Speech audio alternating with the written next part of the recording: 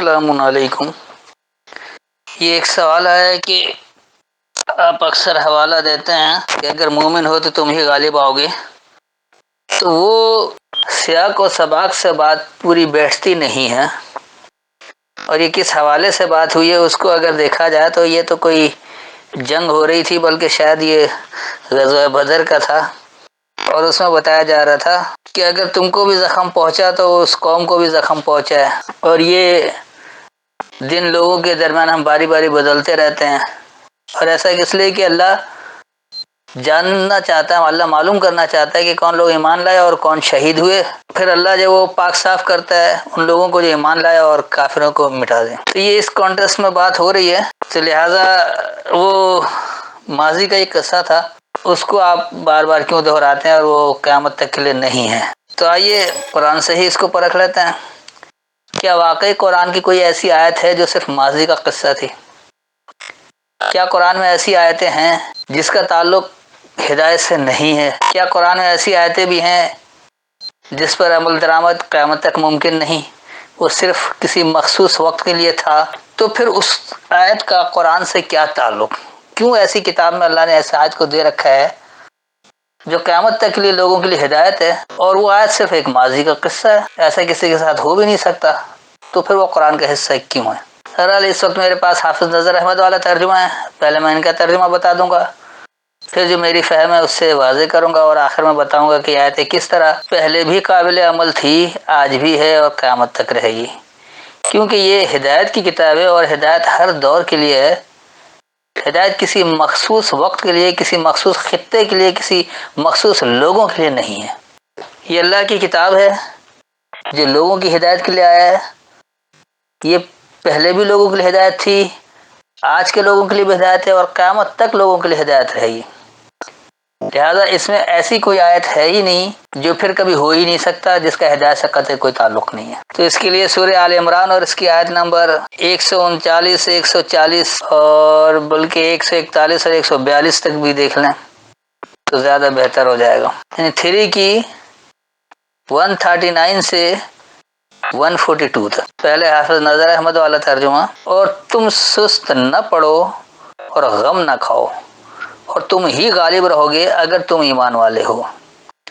اگر تم کو زخم پہنچا تو البتہ پہنچا ہے اس قوم کو بھی اس جیسا ہی زخم، اور یہ دن ہیں ہم لوگوں کے درمیان باری باری بدلتے رہتے ہیں، اور تاکہ اللہ معلوم کر لے ان لوگوں کو جو ایمان لائے اور تم میں سے بعض کو شہید بنائے، درجہ شہادت دے، اور اللہ ظالموں کو دوست نہیں رکھتا، اور تاکہ اللہ پاک صاف کر دے ان لوگوں کو جو ایمان لائے اور مٹا دے کافروں کو۔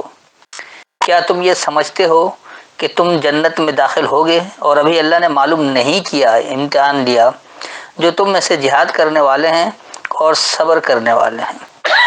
تو آئیے دیکھیے ان آیتوں کی کیا حقیقت ہے، کیونکہ اس قبول عام ترجمہ سے جو آج کے مسلمانوں میں رائج ہے، اس میں بڑے سوالات اٹھتے ہیں، اور اس کو شان نزول کے تحت یہ بنا بھی دیا گیا ہے، کیونکہ یہ تو اس وقت کے لیے آیا تھا جب اللہ کے رسول خود جنگ میں حصہ لیے ہوئے تھے، اور بات اسی زخم کی ہو رہی ہے۔ تو یہ اس آیت کو آپ ہمیشہ کے لیے مومن کے ساتھ منسوب نہیں کریں۔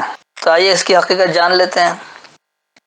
ولا تہنو، اب انہوں نے کہا کہ سست نہ پڑو، ولا اور نہیں، تہنو تم کمزوری نہ دکھاؤ، ہمت نہ ہارو۔ تو یہ جو ہنو کا لفظ ہے، ہے نون واو، اس کو ہمت ہارنے کے لیے بھی کہا جاتا ہے، اس لیے سست پڑنے کو بھی کہہ دیا جاتا ہے۔ دراصل جو یہاں اصل بات ہے وہ علم و بصیرت کی کمزوری دکھانا۔ تو اللہ جو بات کر رہا ہے وہ یہی کہہ رہا ہے کہ اور تم علم و بصیرت کی کمزوری نہ دکھاؤ، ولا تحزنوا، اور تم غمگین نہیں ہو، وانتم اعلون، اور تم ہی اعلیٰ تر رہو گے، تم ہی برتر رہو گے، تم ہی غالب رہو گے، ان کنتم مؤمنین، اگر تم ماننے والوں میں سے ہو۔ ان یمسسکم، اگر تمہیں داخل ہو کر حاصل ہوا ہے، مس کہا جاتا ہے کسی بھی چیز میں داخل ہو کر اس کا نتیجہ حاصل کرنا، اس کا فائدہ اٹھانا، اس لیے صرف چھونے کو مس نہیں کہا جاتا ہے۔ یہی وجہ ہے کہ یہ لوگ خود بھی جب اولا مستم النساء لفظ آتا ہے تو وہاں یہ نہیں کہتے کہ عورت کو چھو تو وضو کر لو، وہاں یہ خود کہتے ہیں کہ جب مباشرت کرو، وہاں بھی تو لفظ مس ہے، کیوں نہیں چھونا کرتے ہیں؟ تو دراصل بات یہی کہ مس کا بنیادی مطلب ہی کسی بھی چیز میں داخل ہو کر اس سے نتیجہ اخذ کرنا، اس کا فائدہ اٹھانا یا نقصان اٹھانا، تو جو کچھ بھی وہ ہوتا ہے۔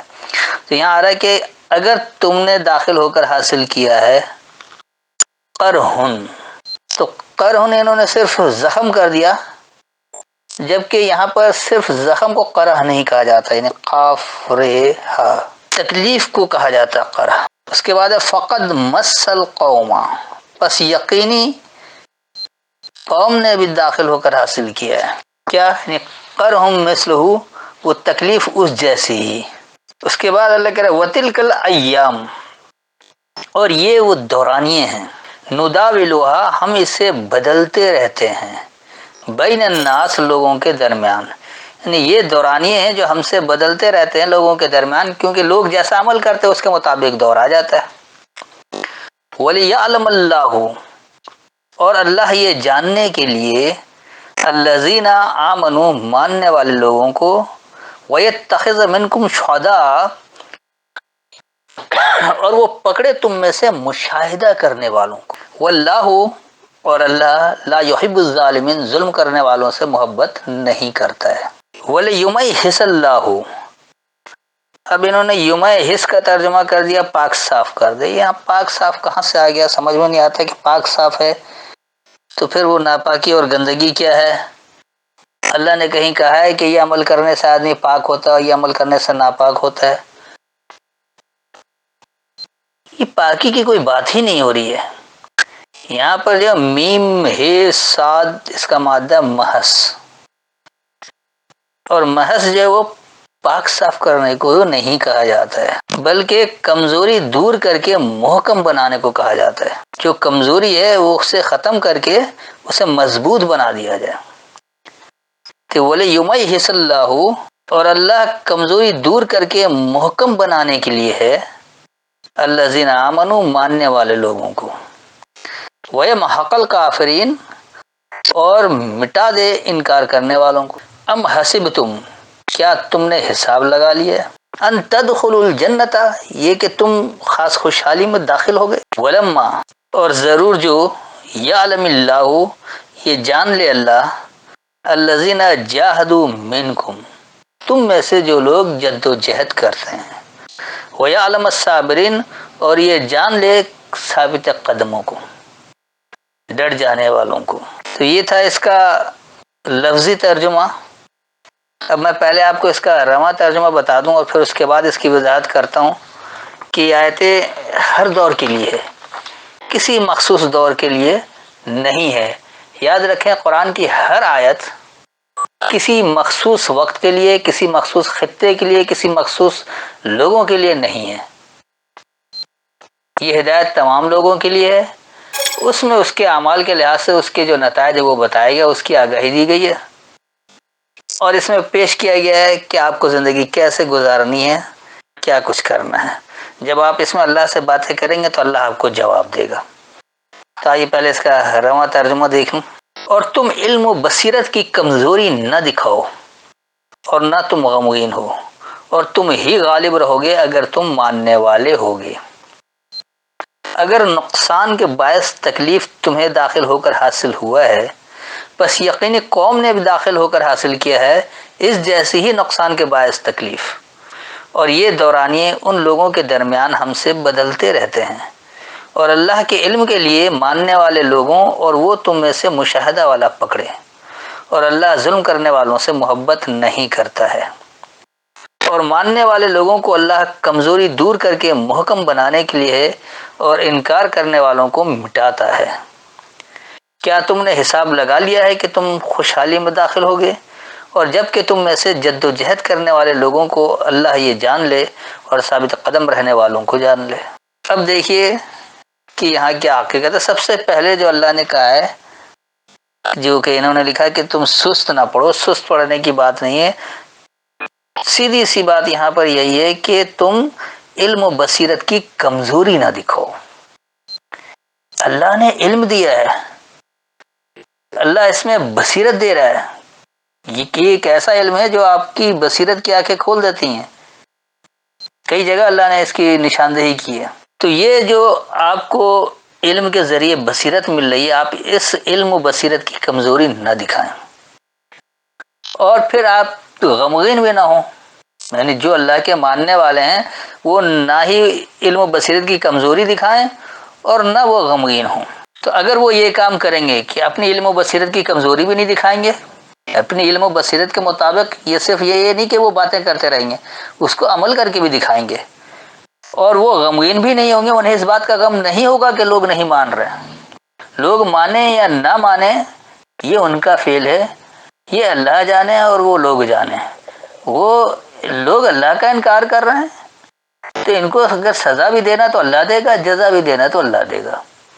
ہمیں یہ اختیار نہیں ہے کہ ہم فتویٰ لگانے بیٹھ جائیں اور ہم قتل و غارت گری شروع کر دیں، یا کسی کو مار دھاڑ شروع کر دیں، یا کسی کی معاشی تنگی کا باعث بن جائیں، ہم کسی کا گھیراؤ کر لیں، ایسا ہرگز نہیں ہے۔ ہاں اگر وہ ہمیں اللہ کے راستے سے زبردستی روکے، وہ ہمارے لیے رکاوٹ بنے، تو وہاں مزاحمت ہے۔ تو بہرحال جو لب لباب ہے وہ یہی ہے کہ آپ کو علم و بصیرت کی کمزوری بھی نہیں دکھانی ہے اور نہ ہی غمگین ہونا ہے، کیونکہ یہ اللہ کا وعدہ ہے کہ غالب تم ہی رہو گے اگر تم مومن رہو گے۔ جس کو اللہ مومن بتا رہا ہے کہ کس طرح سے ماننا ہے، کس طرح مان کر عمل کرنا ہے، اگر یہ والے مومن آپ بنے رہیں گے، قرآن والے مومن، تو غلبہ آپ ہی کو ہوگا۔ اگر قرآن والے مومن نہیں ہوں گے تو ذلیل و خوار ہوتے رہیں گے، جس طرح آج کا مسلمان ہو رہے ہیں۔ آگے پھر اللہ بتا رہا ہے کہ اگر تمہیں تکلیف کے باعث کوئی نقصان حاصل ہوا ہے، یعنی تم نے داخل ہو کر حاصل کیا تکلیف کے باعث کوئی نقصان، کسی نقصان کے باعث تکلیف، تو یقینی قوم نے بھی اس جیسی ہی نقصان کے باعث تکلیف کو حاصل کیا ہے۔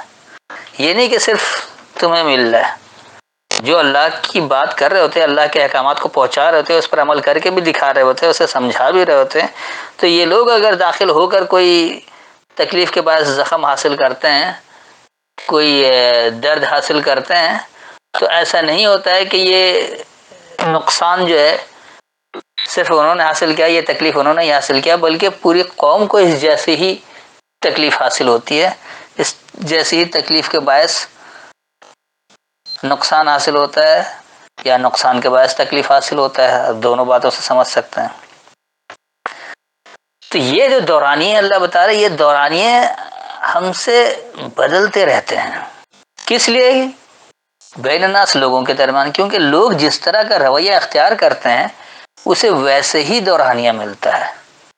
اگر وہ مان کر مکمل صحیح عمل کرنے والے ہوں، وہ علم و بصیرت کی کمزوری نہ دکھائیں، وہ غمگین بھی نہیں ہوں، تو وہ غالب ہوں گے، یہ دورانیہ ضرور ہوگا۔ لیکن اگر وہ ایسا نہیں کریں گے تو وہ ذلیل و خوار بھی ہوں گے، یہ بھی دورانیہ یہی ہے۔ تو یہ ہم سے عدل بدل ہوتا رہتا ہے لوگوں کے درمیان دورانیہ، ان کے اعمال کے لحاظ سے۔ پھر آگے اللہ کہہ رہا ہے کہ اللہ یہ جاننے کے لیے ہے کہ ماننے والے لوگ کون ہیں۔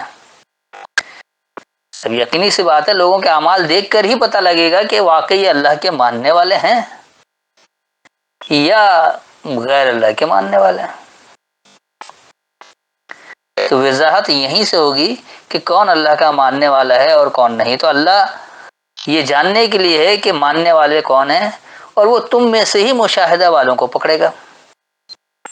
یہ نہیں کہ وہ کہیں باہر سے، جو لوگ موجود ہیں، جو مان رہے ہیں، اللہ کی باتوں کو سمجھ رہے ہیں، اس پر عمل کر کے دکھا رہے ہیں، تو انہی لوگوں میں سے مشاہدے والے کو بھی پکڑے گا، جو مشاہدہ کریں گے واقعی یہ اللہ کے احکامات کے تحت ہی کام کر رہے ہیں یا اس میں کچھ ملاوٹ کر رہے ہیں، غلطی کر رہے ہیں، تو وہ مشاہدہ کروا دیں گے۔ اس لیے آگے اللہ کہہ رہا ہے کہ اللہ ظلم کرنے والوں سے محبت نہیں کرتا۔ ظالم کون ہوتا ہے؟ جو اللہ کی آیتوں کا انکار کرتا ہے، اللہ کی آیتوں میں ملاوٹ کر دیتا ہے۔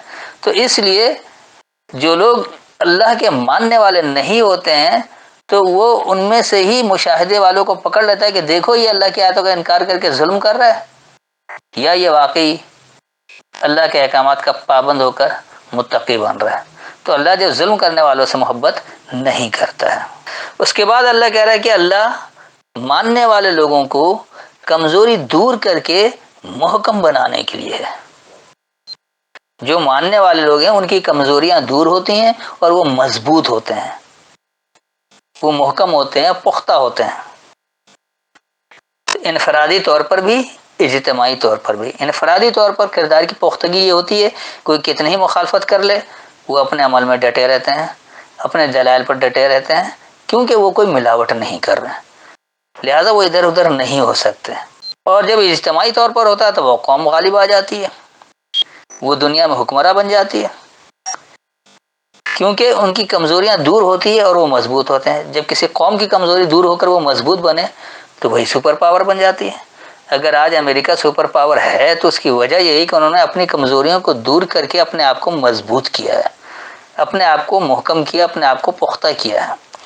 تو اگر یہ آج کے ماننے والے افراد جو اللہ کے ماننے کے دعوے دار ہیں، یہ لوگ بھی اپنی کمزوریوں کو دور کر کے اپنے آپ کو مضبوط بنا لیں، اللہ کے احکامات کے پابندی اختیار کرنے والے بن جائیں، تو اللہ جو وہ ان کی کمزوریاں دور کر کے انہیں مضبوط بنانے کے لیے ہے اور وہ انکار کرنے والوں کو مٹانے کے لیے ہے۔ اس کے بعد اللہ کہہ رہا کہ کیا تم نے یہ حساب لگایا ہوا، یعنی تم نے یہ گمان کیا ہوا، تم نے یہ سوچا ہوا، تم یہ حساب کتاب لگا کر بیٹھے ہوئے ہو، تم خوشحالی میں داخل ہوگے؟ اور ضرور جو یہ اللہ جان لے کہ تم میں سے جد و جہد کرنے والے لوگ کون ہیں، اور وہ یہ بھی جان لے کہ وہ ثابت قدم ہیں یا ڈٹے ہوئے ہیں یا نہیں ہیں، تو جب تک اللہ کے علم میں یہ بات نہیں آئے گی کہ یہ لوگ جد و جہد کر رہے ہیں اور وہ اس کے اوپر ڈٹے ہوئے ہیں، اس کے اوپر ثابت قدم ہیں، تو جب تک انہیں خوشحالی نہیں ملے گی، چاہے آپ کچھ بھی حساب لگاتے رہیں کہ ہم نے قرآن کو ماننے کا دعویٰ کر لیا ہے، اب جنت کے ٹھیکیدار تو ہم ہی ہیں، کیونکہ جنت تو جس نے کلمہ پڑھ لیا جیسے اس نے خرید لیا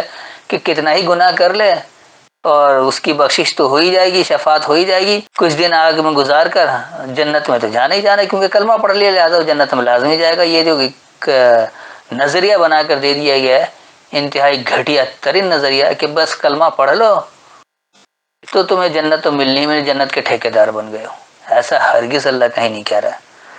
تو اسی لیے اللہ کہہ رہے تم نے جو حساب لگا لیا کہ تم خوشحالی میں داخل ہو رہے ہو، ابھی تو اللہ یہ جانے گا کہ تم میں سے جدوجہد کرنے والے کون ہیں اور کون ہیں جو ثابت قدم ہیں، وہ تمہارے اعمال کے ذریعے جانے گا، اس کے بعد وہ فیصلہ ہوگا کہ کس کو کیا کیا جائے۔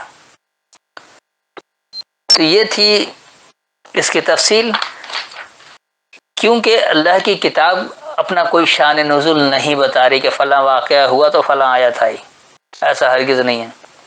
اللہ کی کتاب اکٹھے ہی آئی ہے، اللہ نے یہ وہی اکٹھے دیا ہے، الگ الگ نہیں دیا، اور نہ ہی وہ انسانوں کا محتاج اس کو جمع کرنے کے لیے، اس کو سمجھانے کے لیے۔ اللہ کی کتاب اللہ نے خود جمع کر کے دیا ہے، اکٹھے دیا ہے، اور یہ اپنے سمجھانے کے لیے بھی اللہ ہی اس کو تصریف آیت کے ذریعے، تصریف الفاظ کے ذریعے خود ہی سمجھاتا ہے۔ شرط صرف تدبر کی ہے، جتنا آپ غور و فکر کریں گے، سوچیں گے، سمجھیں گے، آپ حق بات تک پہنچ جائیں گے۔ لیکن جہاں آپ نے پابندی لگا دی عقل و شعور پر، جہاں آپ نے سوچنے سمجھنے پر پابندی لگا دی، جہاں آپ نے یہ کہہ دیا کہ بس اکابرین نے جو کر دیا، پچھلوں نے جو کر دیا، بس وہی کافی ہے، اب ہمیں سوچنے سمجھنے کی ضرورت نہیں، وہیں آپ گمراہ ہو جائیں گے، وہیں آپ اللہ کی ہدایت تک نہیں پہنچ سکتے۔ تو اس میں مکمل واضح ہے کہ جب تک آپ علم و بصیرت کی کمزوری نہیں دکھائیں گے اور آپ غمگین نہیں ہوں گے تو آپ غالب رہیں گے، اگرچہ آپ قرآن والے مومن ہوں گے تو۔ اور اگر آپ کوئی نقصان کے باعث تکلیف حاصل کرتے ہیں تو پوری قوم کو ایسے ہی نقصان کے باعث تکلیف حاصل ہوتی ہے، اور یہ دورانیے جو ہیں وہ لوگوں کے درمیان ان کے اعمال کی وجہ سے آتے رہتے ہیں۔ اللہ جب جان لیتا ہے کہ ماننے والے لوگ کون ہیں، وہ ان میں سے مشاہدہ کرنے والوں کو پکڑ لیتا ہے، اور اللہ صاف کہتا ہے کہ وہ ظلم کرنے والوں سے محبت نہیں کرتا ہے۔ تو جب ایسے لوگ ہوں گے ماننے والے اور وہ کچھ اپنی کمزوریاں نہیں دکھائیں گے، تو پھر اللہ یہ کہتا ہے کہ ماننے والے لوگوں کو کمزوری دور کر کے انہیں محکم بنانے کے لیے، انہیں مضبوط بنانے کے لیے، اور انکار کرنے والوں کو مٹانے کے لیے ہے۔ تو اگر تم نے یہ حساب لگا لیا کہ تم خوشحالی میں داخل ہو جاؤ گے، تو ایسا ہرگز نہیں ہے جب تک اللہ یہ جان نہ لے کہ تم میں سے جد و جہد کرنے والے کون ہیں اور کون ہیں جو ثابت قدم ہیں۔ یعنی ثابت قدمی کے ساتھ جد و جہد کرتے ہوئے اللہ کو کون مان رہا ہے، اور صرف باتوں کے ذریعے کون اپنا دعوے دار ہے۔ تو امید ہے تمام وضاحت ہو گئی، پھر بھی کوئی تشنگی ہو تو بعد میں سوال کر سکتے ہیں۔ السلام علیکم۔